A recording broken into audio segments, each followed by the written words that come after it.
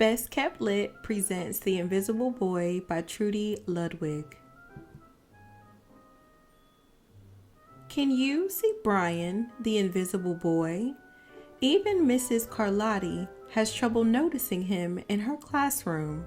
She's too busy dealing with Nathan and Sophie. Nathan has problems with what Mrs. Carlotti calls volume control. He uses his outside voice inside too much. Sophie whines and complains when she doesn't get her way. Nathan and Sophie take up a lot of space. Brian doesn't. When the bell rings for recess, Micah and JT take turns choosing kids for their kickball teams.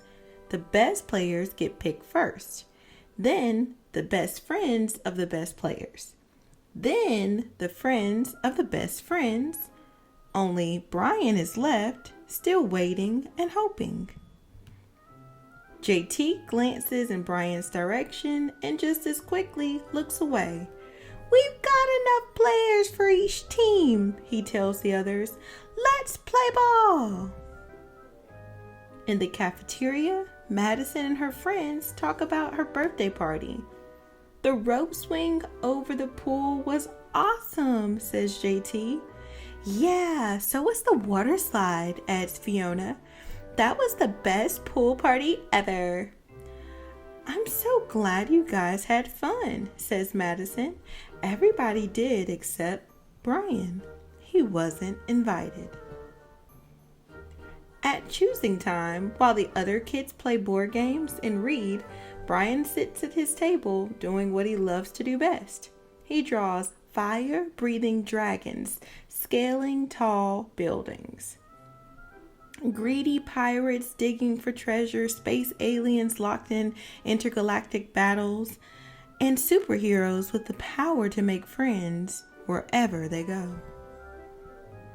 On Monday morning, Mrs. Carlotti introduces Justin, a new student, to the class. Brian smiles shyly at him. Some of the other students sneak looks at Justin, trying to figure out if he's cool enough to be their friend. They haven't quite made up their minds yet. At lunch, Madison and JT watch Justin eat with chopsticks. "What's that?" asks Madison as she points at Justin's food. "It's bulgogi." What?" "Bulgogi. It's Korean barbecued beef. My grandma made it for me. It's really good. Do you want to try some?" "There's no way I'd eat bulgogi." And the kids laugh. All of them. That is, except Brian. He sits there wondering which is worse, being laughed at or feeling invisible. The next day, when Justin goes to his cubby to put away his backpack, he notices a piece of paper with his name on it. Justin: "I thought the bulgogi looked good." Brian: "Yum." At morning recess, Brian finds a piece of chalk on the ground and starts drawing away. "You're Brian, right?" "Yeah. Thanks for the note." "Hey, Justin!" Emilio calls out from the tetherball court. "You're up next." "Sorry, I gotta go," says Justin. "By the way, that's a really cool drawing," he adds before taking off. Back in class, Mrs. Carlotti asked the kids to team up in 2s or 3s for a special project.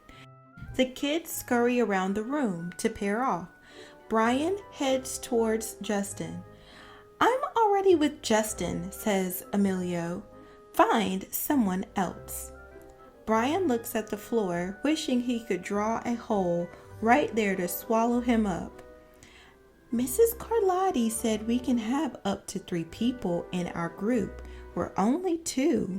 Come on, Emilio, let him work with us." "Okay, I guess." Mrs. Carlotti gives the class directions for the project. Your assignment is to work together to write a story about what you see in that photograph. Use your imagination and have fun. Whoa, cool, says Emilio. What kind of people do you think would live in houses like that? I don't know, but I bet Brian could draw them to go with our story, says Justin. Brian smiles as he takes out his lucky pen.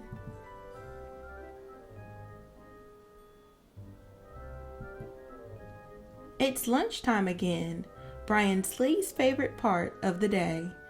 Another 20 long minutes of kids talking and laughing with everyone else but him. Brian, he hears someone shout, "Hey, Brian, over here!" Brian turns and sees Justin waving him over. Emilio nods at Brian as he makes room for him at the table. Cookie? Thanks. Maybe, just maybe, Brian's not so invisible after all.